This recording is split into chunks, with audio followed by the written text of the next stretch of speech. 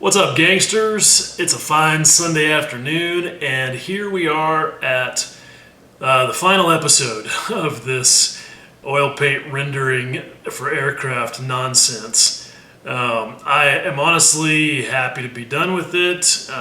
It's been pretty intense. I mean, this is probably the hardest I've gone at doing OPR on really anything that I've built. So it was kind of good timing for doing this video series, but that's been a little bit of work in itself. So frankly, glad to be done.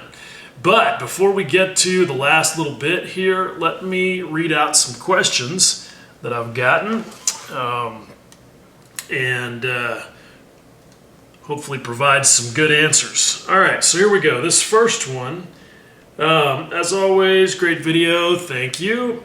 Glad to know somebody's not upset with how much I chatter. Precise and informative. Screw whoever doesn't like it. I agree. Anyway, to the actual question, instead of patting myself on the back here. I'm sure you went over it, I tried to find it, but what's the reason you don't need to let the oils leach out on the cardboard? You just use them right out of the tube. Doesn't the oil screw with the paint? Apologies for the stupid question. Not a stupid question at all, because leaching the oils is kind of the standard thing, and there's nothing wrong with that. I mean, it has some advantages. As Mike Rinaldi will tell you, if you leach the oils out onto a piece of cardboard, they will dry faster and they will dry flatter, and that's generally a good thing. But there is a disadvantage, and that is that they get stiffer and sometimes harder to work. And the way that I do a lot of my OPR, I want the oils to be paintable. You can see that sometimes when I want to create a certain type of stain, that I'm actually painting that on there and then blending it down to reduce the contrast. Whereas like with Rinaldi, what he mostly is doing is he's using mineral spirits to do the blending. So he doesn't really have an issue if the oils get a little bit stiff. So again, as with all things related to oils, how you use them makes a big difference, and they are super sensitive to tools and techniques. So you just kind of have to figure out what works for you, what you want to accomplish, and develop your recipe from that. Okay, but to make it clear, the reason that I don't care about them not being as flat or drying as fast is because, number one, I'm going to generally, in almost all cases, come back and ungloss those oils, because they will give you a slight sheen, and I don't want that. But I prefer on my aircraft to have a uniform flat finish. Not necessarily realistic, but I think it's prettier. I like the way that it levels out the contrast. There are no competing reflections. It's just a personal style choice. As for the drying time, look, these things just don't take really as long to dry in the minute amounts that we use as a lot of people think. So for me, it's not an issue. I mean, if I have to wait overnight, that's not really a big deal. You're not going to substantially speed that up by just blowing a hairdryer on it for a few minutes. At least, not the way I do it. So I don't worry too much about that. Okay, forgive me if I've been living under a rock, but what's your go-to clear coat, i.e. one you always use to prep for decals, washes, etc.? I've used Future for years with few problems, but I've wondered if there's a better alternative. I've heard of and seen Tester's dull coat, but never used it, and of course Tester's is no longer. Well, it is where I am in New Zealand. Open to any and all suggestions. Okay, I could spend like an entire hour on just this question alone. First of all, I don't use a clear gloss for decals because it's not necessary. It's a waste of time. The idea that a clear gloss prevents silvering is based on false logic. And all you have to do is think about the fact that if you use a proper decal setting solution, which in my book is just part of basic decal application, you can make them conform to panel lines, rivets, zimmerit, all kinds of things. So that being the case, why wouldn't they also conform to flat paint? I believe that silvering is purely a result of adhesive failure, and that can happen on a gloss surface just as it can on a flat surface. And there's tons of evidence to support that. I see guys all the time who say, I don't know what to do. I put my decals on a gloss surface and I still got silvering, because the gloss surface doesn't matter. So that's for that. As far as washes go, the only time I really worry about using a gloss for washes is if I want the washes to just flow really, really, really tight, because they do flow better on gloss. There's no doubt about that. But people worry about them being hard to clean if they're on a matte surface. It's really not the case. And you can get a little bit of staining from an enamel wash even on gloss surfaces. So, you know, it just depends on the effect that you want and how you're working. Now, as far as a replacement for future, because yeah, it is. It's garbage. I know that's going to outrage some people, but I don't care, because the fact is that there's lots and lots of guys who have tried to use future only to find out that it created more problems than it allegedly solved. It's just unreliable. It has a tendency to fail under decal setting solutions, enamel weathering products, and it's just not a very good gloss coat.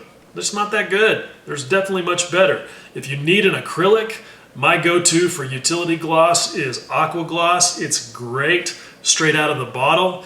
Even though Future says it's an acrylic, you know, look, it's acrylic in name only. Acrylics have a lot of different recipes, and Aqua Gloss is a polyurethane acrylic that I honestly believe is really nothing more than outdoor polyurethane deck varnish, which is tough stuff. And it is, and I like it. It's really good. If I'm going to use a lacquer clear gloss, I will use GX100 from Guns. It's absolutely outstanding. It's the best clear gloss lacquer I've ever found. For a flat clear lacquer, Tester's Dull Coat is fine. I used to use it all the time, but I find that Guns GX113 or 114, which has the UV blocker in it, are fantastic. They are flat as flat can be and tough as nails. I find them to be more durable than Tester's Dull Coat, so that's why I really have switched over. The MRP Super Clear Flat that I've been using is also outstanding, and it's almost ready to go. In most cases, it's ready to go right out of the bottle. So those are great replacements. Last thing, Testers not going away. Anybody who says that just doesn't know what they're talking about. Testers is owned and has been owned for decades by RPM International. They're the same folks that make Rust-Oleum. That's their flagship brand. And they make a bunch of other well-known stuff, and Testers is one of their brands and has been forever. They are doing away with the Model Master lineup. I have actually messaged them on Facebook directly and said, hey, you guys aren't getting rid of Dull Coat, are you? And they were like, instantly, like, absolutely not. It's not a problem. And if you have any other questions, message us on Facebook. So there you go for that. All right, next question. Let's see. Okay, you have mentioned several times in the past that you usually produce models with the aim of photographing them. Would you have time to produce something on your technique? Okay, yeah, so that's also a whole video by itself. I've often thought about doing a photography video, just never ever really got around to it, but I have one on shooting photos of your models with an iPhone or whatever, you know, cell phone, other types of cell phone cameras you barbarians out there use. Yeah, sorry.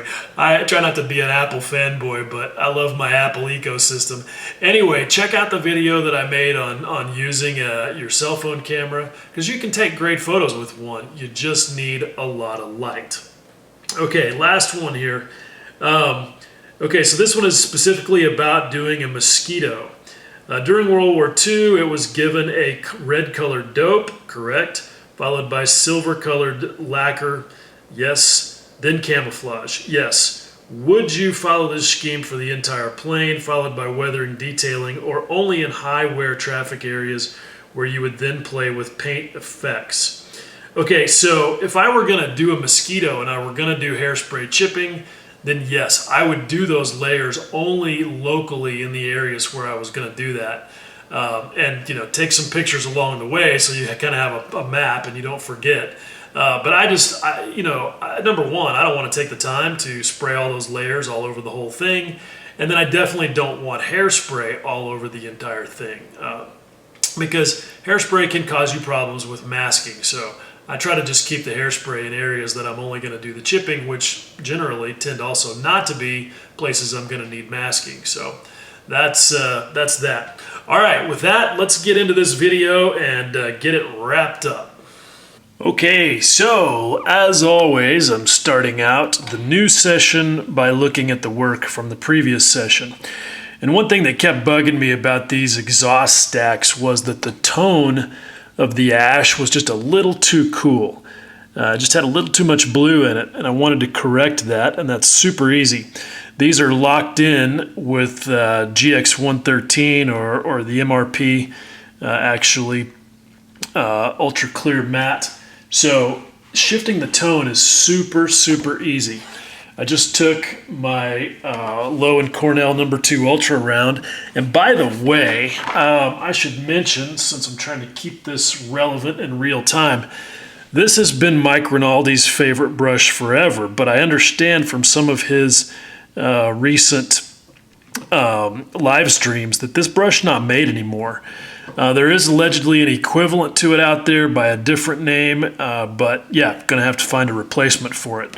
And I'm going to take good care of the two of them that I have.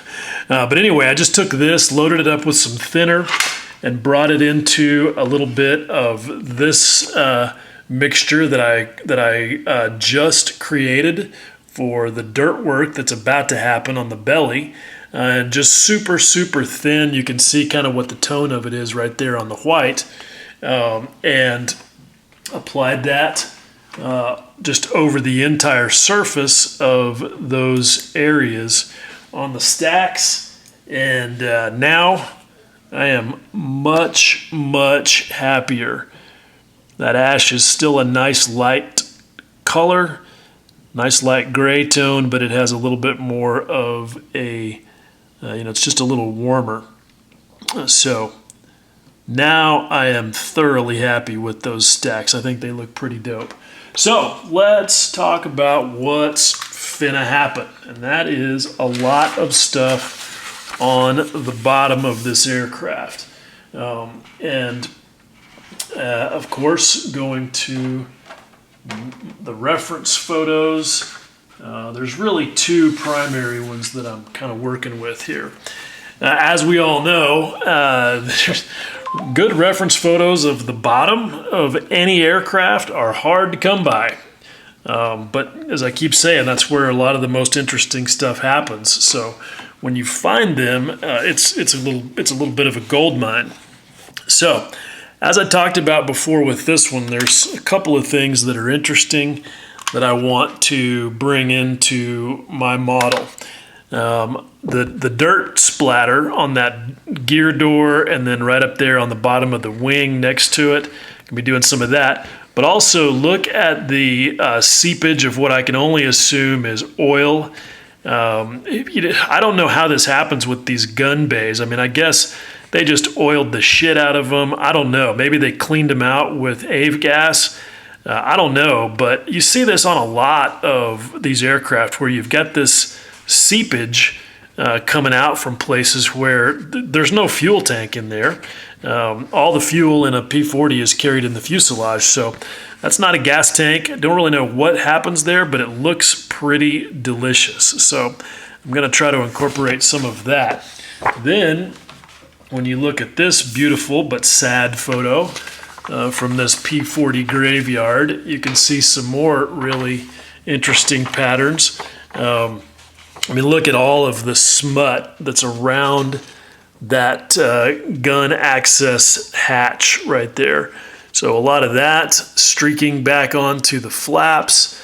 Then look at that. You know, that's just another example of what I was showing you on the other photo, but even more, to the point where it's just streaking really badly. Then you've got some streaking over here. And then I'm going to do some streaking in the middle of the belly. There's a hydraulic reservoir in the fuselage, and I think there's probably a drain plug in there somewhere. So anyway, lots of opportunities for weeping and seeping on that part of the fuselage. And then this is also really cool. You look back here under the tailplane, you see all that crap that's collected from from the tail wheel and even from the front wheels. So, and here's the other thing that I think is cool to notice about this is how different. I mean, you've got, a dozen of these things here in a line, and look at, the differences between the surfaces. I mean, like this one right here in particular. I don't know what's going on there, but that is super cool. So, lots of good stuff there that I'm going to be trying to incorporate in one fashion or another. So, let's get back to work. Okay, so the first thing I want to do is see how the tone that I've already got in place compares with the tone that I just created. And so first things first is to just sort of bring those two together and kind of take a look. I mean, that sort of helps. I feel like I'm close. I don't necessarily want an exact match. In fact, I really don't want an exact match because I want to show a new layer. But I also don't want it to be just radically different. Again, I'm trying to go with something that's pretty close to that airfield dust pigment that I showed you in the previous clip. So I'm going to just get a little bit of material on the brush. And let's just put let's find a spot where it's pretty well concentrated. How about right here? Let's see how we're doing with that. And it's not bad. When I brush it in there, again, you can see that it is pretty close. Like that, looks good. And what I'm going to be doing there is the same technique that I've done previously with the sponge. So, just going to get a piece of that off of my chunk, and should have already had that prepared, but if I already had things prepared when I started filming, that just wouldn't be me, right? So, get a little bit of mineral spirits in that. Get most of it out of the sponge. And again, I'm not gonna make you guys suffer through watching me do every bit of this the way that I have on the previous parts of the video series, because I don't think that doesn't serve any value. I'm gonna be doing the same stuff that I've been doing, just in a different place. And in a slightly different order, maybe. But again, that's the basic process there. And I like that. That's given me some nice splotches. Let's take a look at that up close. Once that mineral spirits flashes off. So there we go. Pretty good. I'm happy with that. It's just different enough to create some variety. So I'm going to start working with that in the areas that I talked about right in here, and then we'll come back a little bit and see how that shapes up. All right, that's done, and I feel pretty okay about it. It was pretty quick and pretty simple. You can see I established that pattern there, and I've left it a little bit bare right next to this little nacelle, because the door sticks out there enough that it keeps the dirt from collecting right there in that corner.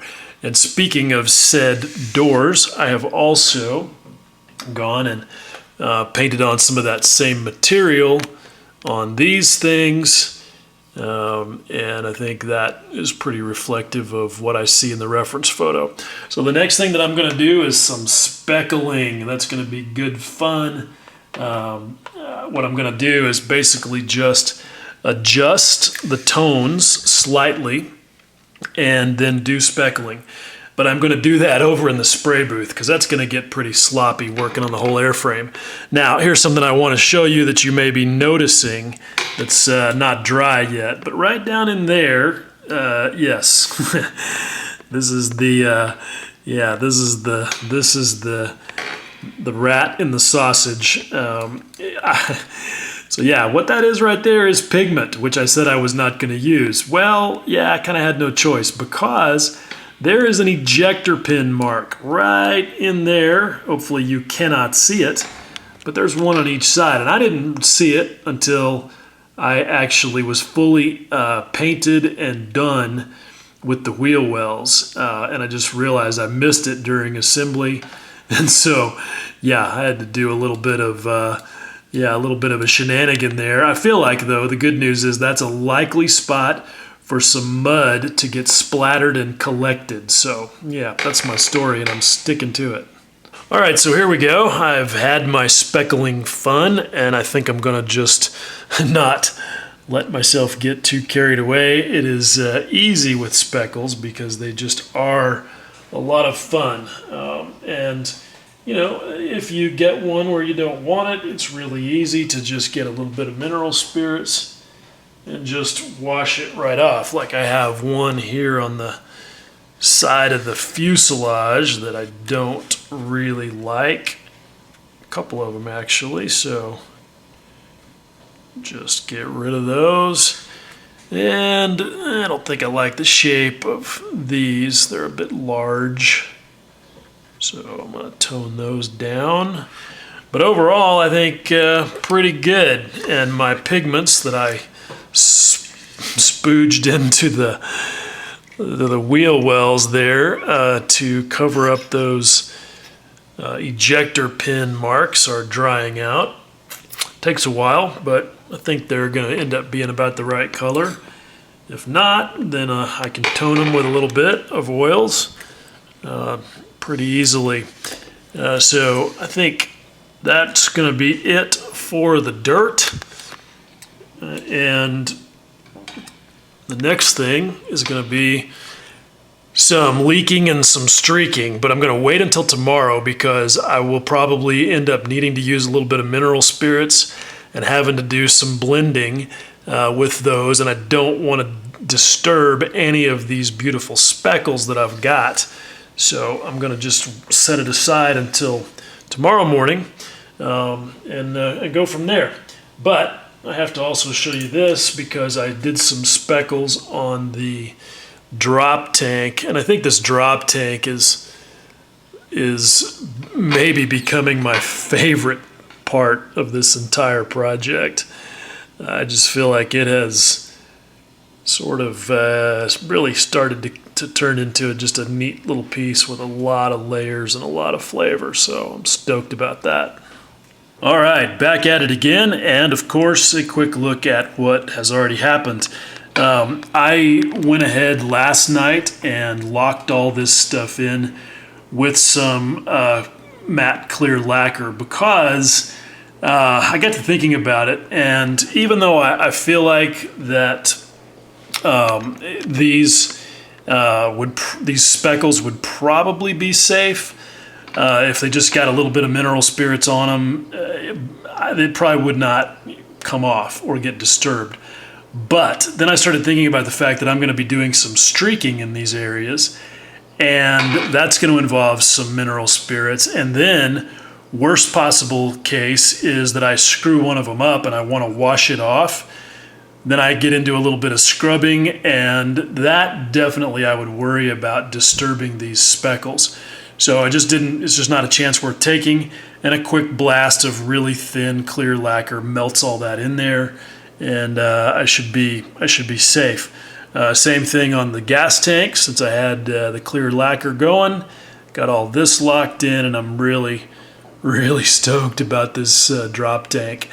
Some people are like, yeah, but drop tanks were drop tanks. They were disposables. Wouldn't they, would they really ever get that dirty? And the answer is yeah, absolutely, because I think I've said this before, but especially in theaters like the CBI, where they were hard up for replacement parts, that drop tank wasn't necessarily going to get dropped. They really were not technically supposed to land with them on, but you can see photos from all over, all theaters, where they clearly were defying that rule because, again, they just had to go with what worked. And if they didn't have replacements, they weren't going to squander the parts they had. So at any rate, the next thing I'm going to do is blend up some material to get started on some streaks and some leaks. Okay, I have clearly been hard at work here doing a bunch of streaking, and honestly, I don't think there's anything that stresses me out more, especially after I talk shit about, them not being straight or natural, following airflow and gravity and all that stuff. So, yeah, I work pretty hard at these, and I wanted to just, kind of point out a couple of things. You can see that I'm not trying to exactly replicate what's on the bottom of this aircraft, because I'm not building that aircraft. I'm just building any old aircraft. So I want something that reflects that type of patterning but is not a duplicate of it. And so you can see that what I'm trying to do there is make it just more interesting than just the standard pattern, where you can see where it flows along, gathers up in this panel line, spreads out, flows some more, and then, because maybe the flaps are down or that gap is larger or whatever, the streaks basically end right there. The second thing I want to talk about is paint consistency. I think it's with streaking that it's really important to have your paint consistency right. How you do your streaking depends a lot on how dense you want them to be, how long you want them to be. Obviously, like, not all streaks are going to be this thick and dense. If you're just doing like light rust streaking, obviously you're not going to have that much paint on there. But regardless, how thick your paint is important. And for this type of streaking, I feel like it's got to be pretty soft and creamy. If it's too stiff, you won't be able to pull it in a nice consistent line. If it's too thin, then it won't stand up to being pulled at all. You'll end up with a really light streak. So again, vary that viscosity according to what it is you're trying to accomplish.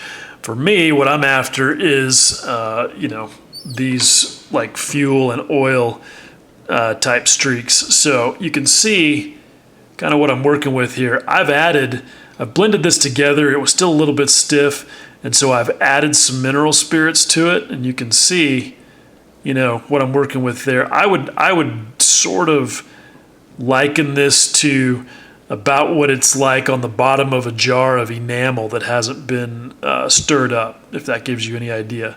You can see that it's smooth and creamy, but not so thick and stiff that it won't move.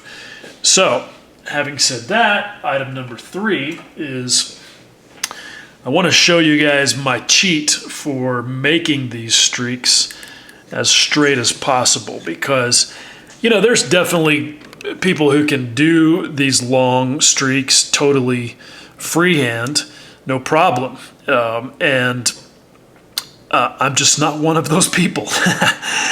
It feels like I'm doing it right, and then I look and it's going off to the left or going off to the right. It's not parallel with the ones I've already made, and that's important to me. So let me show you kind of how I do this. So let's say that we're going to have a streak coming out of this screw head right here. So what I'm going to do is I'm going to kind of get a little bit of material on there. All right, just get it started. Then here is my high-tech secret, okay?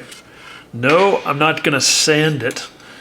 I'm just using this Infinity sponge stick as a guide.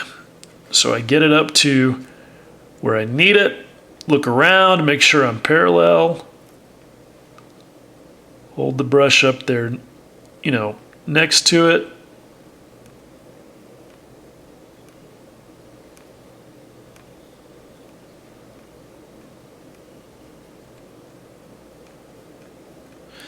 And just do the deal. All right, so that gives me a pretty nice straight start.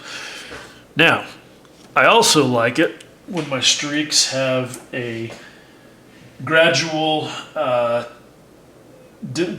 diminishing width, not always, but having that nice tail is just one of the things that is, you know, kind of my style. So again, what I'm going to do is I've got this brush. This is the same Winsor. It's a different Winsor & Newton Series 7 miniature, short, so I got plenty of control. Got some mineral spirits on it, not a lot. I wick most of it off. Okay, then I'm going to do the same thing. I'm just going to lay this right on it.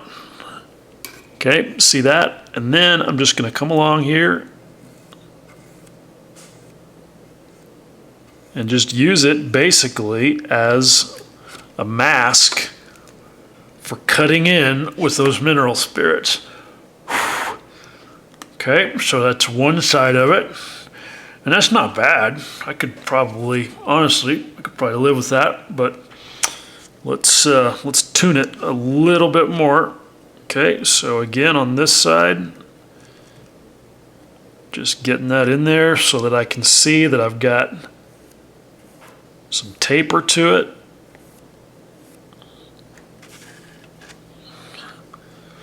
And it's nice and straight now. And the question is, you know, does it look good? Is that really what I want? I kind of feel like it's not. I kind of feel like I would actually like to have one that is shorter and pointy. I've already got one long one right there next to it. So I'm not trying to have too many of those. So I'm going to change the angle of my guide here just a little bit. There we go. Just chopped it off and left it short and pointy. And you can see, hopefully, maybe, the angle of the camera will, let's see here. There it is. Not bad. Okay, now that gets me pretty good, but I need to do a little bit of cleanup because I want it to be clear that it's coming from this screw head. So I don't want any in front of said screw head. So just taking that brush with a little bit of mineral spirits and cleaning it off anywhere I don't want it to be. And just like that, I got a nice, really razor sharp little streak right there. So for an individual one, I think that's pretty good. They're pretty parallel, not bad. Now that I'm looking at it from this angle, they're maybe not perfect, but I think I'm good. I think I'm good enough with it. You can see, okay, right here, like look on this picture. They aren't always perfect. I mean, look at these, okay? Under here, they're going all kind of wacky directions. But again, unless there's something on there that obviously causes the airflow to make it do that, I'm gonna just try and mimic it being, you know, as natural as possible. The other thing that I will do is, like, let me switch. Let me get this little bit of trash off there. Okay, so let's say that I want to make a sort of, I don't know what you might call a bundled streak, where you have some of them in a little group like that right there. All right, let's do that. I think I'm going to do that over here on the tail end of this door right here. So I'm going to get, I need a little bit more mineral spirits on this little bitty brush. Just want to make sure the paint's nice and soft. All right, and now I'm going to just come along here. This is going to be, you know, just where it's coming out of the back of this door. And I'm just going to kind of spooge the paint on there, not worrying too much about getting it perfectly shaped. Okay. So hopefully you can see what's happening there. All right, now I just feel like my gut instinct is that I want just a little more material there. Like that might not have been quite enough. So just painting a little bit more on there, maybe dragging it back a little bit, maybe, kind of getting some of them started.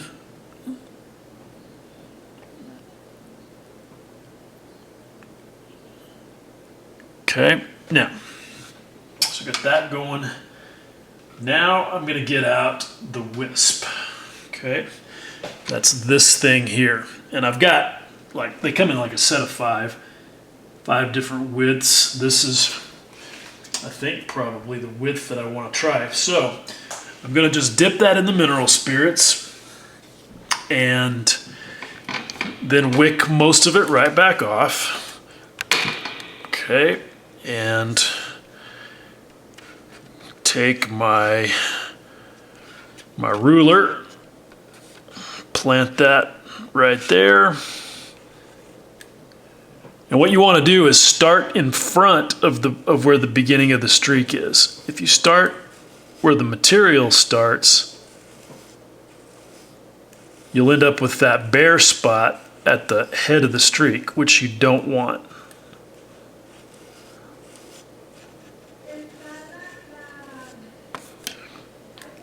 Okay, sounds like the cleaning lady is here, so gonna have to take a break from this, but anyway, this is the method. Okay, so I had to kind of end that abruptly yesterday, but I was pretty close to wrapping up the streaking. I ended up tweaking this one right here a bit. This one right here.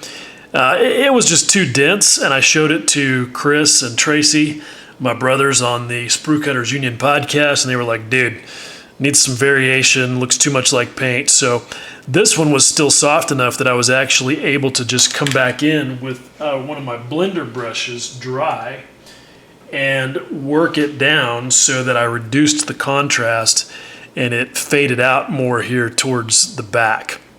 But and Tracy's comment was, get them a little darker, a little heavier at the front. This one also needed to be wider at the front, I think, so I worked on that. And I'm pretty happy with it. I think, we can't know from a photo like this exactly what color those streaks could be, but, we can kind of see, we can kind of get some ideas and see some things that are going on there. I tend to like sort of dense and dramatic streaks that really show their shape. So these might be darker than they would in real life, I don't know, but I'm happy with the shape and the pattern. What I was trying to do was, get it, again, to be random, but to show the airflow, show how sometimes you'll get streaks that will, separate and flow along panel lines and then do something else, stuff that originates out of panel lines. So, pretty pleased with the way that all went. And now what I'm getting into doing is working on creating some of just this dark blotchiness, and this honestly is one of the things that I've been looking forward to the most, because I think this is going to be cool and fun. One thing I should point out though is, I know a lot of guys get really worried about how long it takes oils to dry. So just to give you sort of some examples of why that's not nearly as much of an issue as some would have you believe. So I did these streaks on this side over here yesterday around noon, okay? I did this one over here, this bigger one, and these all like 5 hours later, around 5 o'clock in the afternoon. It was about an hour later that I came back to it after having the conversation with Tracy and Chris, to blend these in. And so the interesting thing is that these here really just wouldn't do much. I knocked the contrast down on them maybe like 5 or 10%. They just weren't really going to shift without bringing in some mineral spirits. This one shifted grudgingly, but actually just the right amount, so I was happy with that. Then today, I came to work on widening this. It's now almost a full 24 hours later from when I was working on all of the on this one here, and even with pure mineral spirits on a brush, it won't move. I mean, I might be able to scrub and get it to go someplace if I wanted to, but that thing is pretty much on there. So, you know, just again, as a frame of reference, so you guys know, these things don't take forever, in air quotes, like some people will say that they do. You have to, and blending them dry. I also saw where somebody made a comment on the previous video where he's worried about like it always looks like I'm going to put too much paint on there. And I know that I do this a little bit differently than like Rinaldi and some of the other guys, where I do go with heavier, thicker paint to start with, and then use a lot of dry blending to bring it to the place that I want it to be. Like, I already started a little bit with the splotches just to see how my color tone was. So I've got this going on right here. And I painted that on pretty much full strength, blended it a little bit, and then came back and did the sponge technique, which reduced it down even more. And if I come along here, I can still do just a little bit of, you know, I can still do some blending. And, you know, it's really just all about catching it at the right time. And the effect is going to vary according to when in the drying cycle, if you will, that you do that. So anyway, what I'm going to do now is I've got some material on here that's darker and a little bit warmer. So I've mixed some neutral gray and some raw umber and some black. I've got that right here, and it looks a lot darker than the neutral gray that's in place. But again, you got to remember that by the time you blend it, the difference there is going to be reduced. So what I'm doing is I'm just since I've got some already on this spatula, I'm just taking my brush, this number 2 ultra round, and just getting it into, you know, what's right there on that blade. And how thick this is what's going to determine the look. What I want is for it to be, you know, dark, splotchy right there, you know, all around that. And I'm not exactly certain how this is going to go, but that's again, as I keep saying, this is the great thing about oils. You just work it, see how it turns out. I want it to flow a bit, you know, so I want to take advantage of the mineral spirits some. It looks like I am probably in danger, if I do it that way, of losing my black panel lining in this hinge area. So I think I'm gonna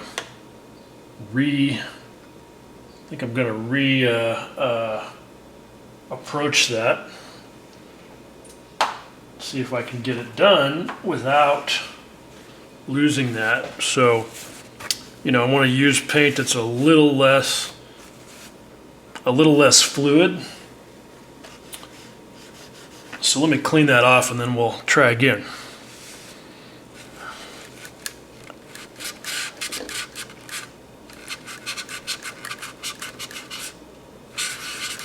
All right, let's try something different. I'm going to try this sponge, and I'm going to just again take paint off of this spatula blade, and let's see what happens when I just kind of start. I don't want to lose the brown tones that are in there. You know, I like those. Don't want those to go away. I just want to create a darker tone around the edges of this thing. some in the middle there. So that's not too bad. Still getting more into the hinge than I really want, but I can always fix that if I really feel like I have to. Okay, so I came back and did a little bit of blending,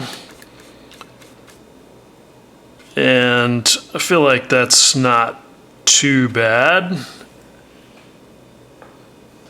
But I really feel like I want it to be darker in this area around the hinge, and I'm just not quite getting what I want out of that. I kind of like some of those little speckles, but overall that just wasn't working for me. So I think what's going to happen is I'm going to need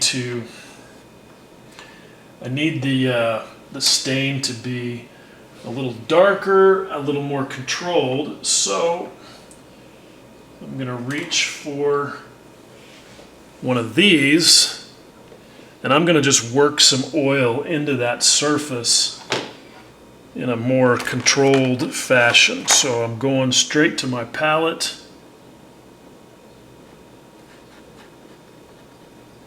Just getting some of that on the brush here. And just start working around those areas.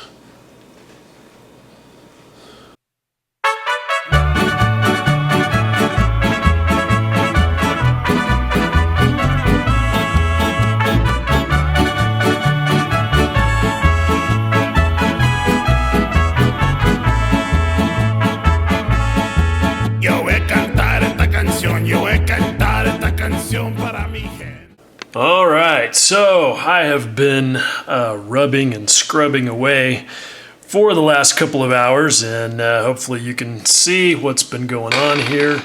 This is, honestly, this is just a part of the process where it would be practically impossible for me to do effectively show it all on camera, because so much of it is just kind of working it, pulling back, changing it, erasing it, redoing it, and until I finally get something that I feel happy with, and I feel like I'm there. I really want that splotchy, dirty, darkened kind of effect all around those gun doors, and it's a little shiny right now because, again, that's the natural sheen of the oils. If I left them on cardboard for a half an hour or so, a lot of that sheen would go away.